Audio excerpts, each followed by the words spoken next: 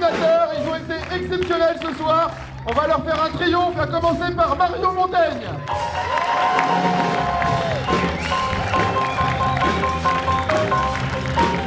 Il était pour la première fois Sur les planches, Meister. Un grand merci à l'homme qui montre les sexes des hommes mieux que personne, Alfred. Il a réussi à ne dessiner aucun cow-boy ce soir et c'est ça la performance de la soirée, Jérôme Jouret. Monsieur Flippo, vous êtes responsable d'une bande de zouaves, comment vous arrivez à les gérer ? Avec beaucoup de fatigue, beaucoup de sueur en fait, mais c'est toujours un vrai plaisir. C'était la 3e édition de Sur les planches ce soir. Et on avait 5 comédiens, 2 musiciens, 4 dessinateurs, dont Meister qui faisait sa première sur les planches. Rien à faire. Le mec il est en DS d'histoire, il me regarde même pas. Tony. Je suis là. C'est pour toute l'équipe. C'est les copains. Oh. Oh. Copains. Oh. Florian. Regarde. Thaïs.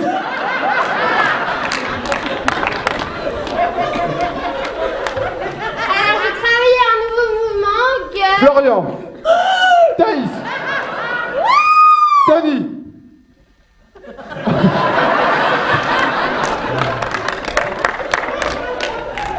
Florian. Il faut réussir à faire un peu le chef d'orchestre de tous ces improvisateurs. Ils veulent tous raconter une histoire, il faut essayer que ce soit la même.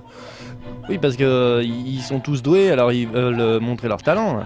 Ouais, mais l'impro, c'est vraiment pas l'école de l'ego, c'est l'école de on fait les choses ensemble. On gagne ensemble, on perd ensemble. Et là, ce soir, ils ont plutôt gagné. Ils ont réussi à nous raconter une histoire complètement farfelue de vampires à la sauce baseball.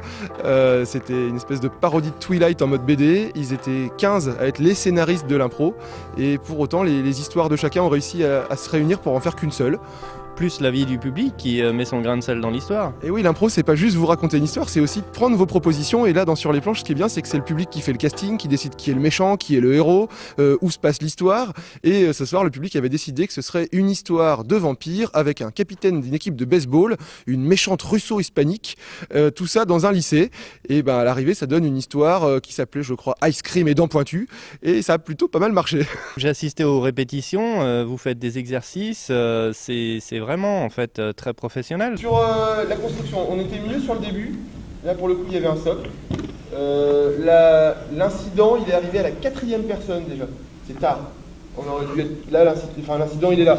Le socle, la quête, l'incident, et ensuite derrière, comment est-ce qu'elle va s'en sortir.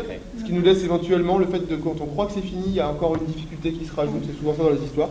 Parmi l'équipe, il y a et des amateurs et des... On est en train... mais c'est quoi ces artistes qui veulent absolument apparaître à l'image là ? Oui, c'est vrai ça. Je disais donc que pendant le... Non, c'est vrai. Alors, en dehors des musiciens, du pianiste et du percussionniste qui étaient avec nous ce soir, il y avait aussi des dessinateurs et des comédiens. Et en effet, ils sont tous...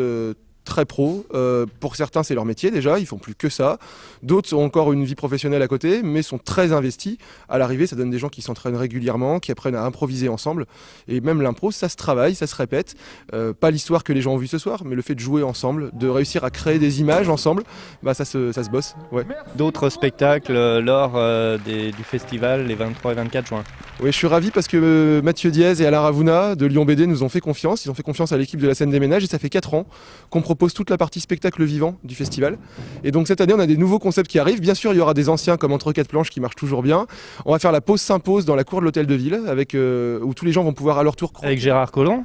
Non, pas avec Gérard Collomb, mais avec Domas et aussi avec Ulrich Schröder qui dessine pour Disney.